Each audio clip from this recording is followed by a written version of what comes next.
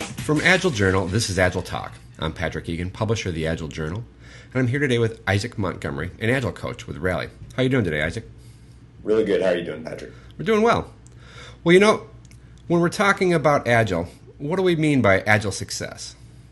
Well, I think that's a great question, because so often when people talk about Agile and being successful with Agile, what they're really talking about is how well are we doing Agile? How well are we performing according to Agile best practices, whatever that might mean? And I find that that's not really the question that I would prefer that people ask. Rather, I would say the question is, how well is Agile working for you? What is business success? And that's the question we really want to ask ourselves, is how do we define business success for our organization? And if Agile is being successful, then it should be driving business success. Right. So then what specifically should we be measuring measuring success in Agile?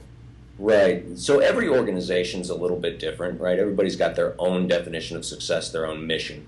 But what we find is that probably 95% of the success criteria, the things that organizations are trying to achieve, fall into the categories of improved productivity, right? Doing more with less. Right. Increased quality, delivering a better solution, a more robust solution, a less defect-riddled solution. Improved responsiveness, being able to be more nimble and agile in how we are able to get things to market and respond to changing situations and changing market conditions. Driving customer satisfaction, right?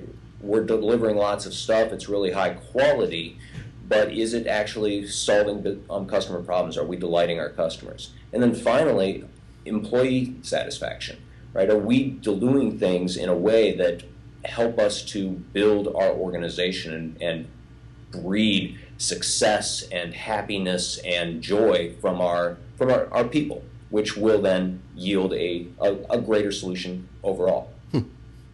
All right, so let's say we are able to gather these metrics and we don't like the results. What should we do then? Well, that is the essence of being able to inspect and adapt, to be able to run plan, do, check, act cycles, to be able to do Kaizen. So what I recommend is that once you have an ability to measure and understand your productivity, your quality, your customer satisfaction, and if you don't like those metrics, what you should be doing is you should be running some experiments, right? Because those outcomes are your dependent variables, right? And we need to be able to form a hypothesis.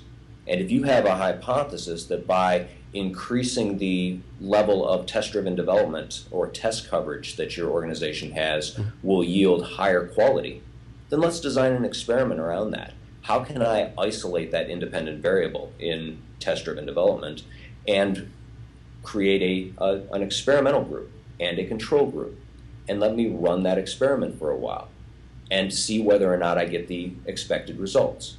And if I do, then that's great, that's really interesting, and that should yield further experiments to expand that experiment.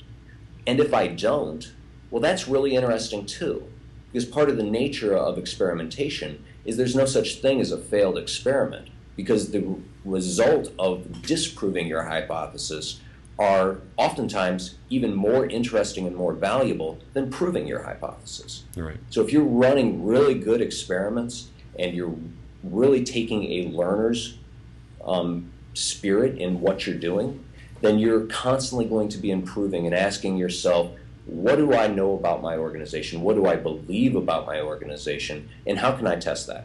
Mm-hmm. All right, so is there anything else we ought to be measuring? So that's really a question for those experiments that you're going to run, right? So we've identified some possible dependent variables for you, those outcome metrics. But what are the levers that you're going to be moving to try and adjust those dials, right?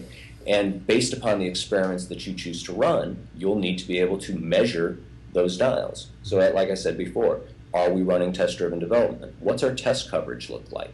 What's our iteration lengths look like? What's our make to meet? A lot of the standard Agile metrics that we talk about, measuring our adherence to good Agile practices or practices that are outside of the Agile space. What is the average length of a project? How often are we able to release? What is the depth of our backlog?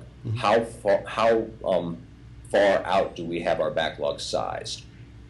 All of those things are interesting. I wouldn't suggest that an organization measure all of them, but they would measure the ones that are interesting to them based upon the experiments that they're looking to run. What questions do you have about your organization?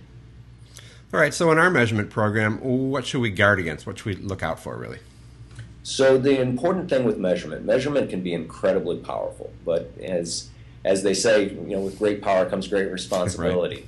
Right. And so when you're measuring, you need to be making sure that you're measuring those things to test, to understand, to experiment, right? We don't want to use those as ways of governing the organization and measuring for process adherence, or measuring in order to create a target or a performance evaluation, where we simply defer our leadership and abdicate our ability to manage our organization by being lazy and saying, I want velocity to increase by 20% iteration over iteration. Because what we know is that our organization and our people will perform to our measures, not necessarily to our goals. And so if we use those measures that way, I can guarantee you will see 20% velocity growth. It won't necessarily mean what you want it to mean. Mm-hmm. And right? So that's what I strive for organizations, why I think that measurement requires a certain level of maturity in leadership, to be able to understand that measurement is a way of answering questions and to feed additional questions and to continuously improve. It's not really a way to assess whether we're good or bad. It's just a lens into your organization. Right. Well, great. This is some great information for our viewers. And thanks again for joining me today. Well, thank you very much for having me. I appreciate it. Sure. Well, if you'd like to see more videos like this, just visit agilejournal.com. And I look forward to seeing you on our next talk. Thanks a lot, Isaac. Thanks, Patrick. Bye-bye.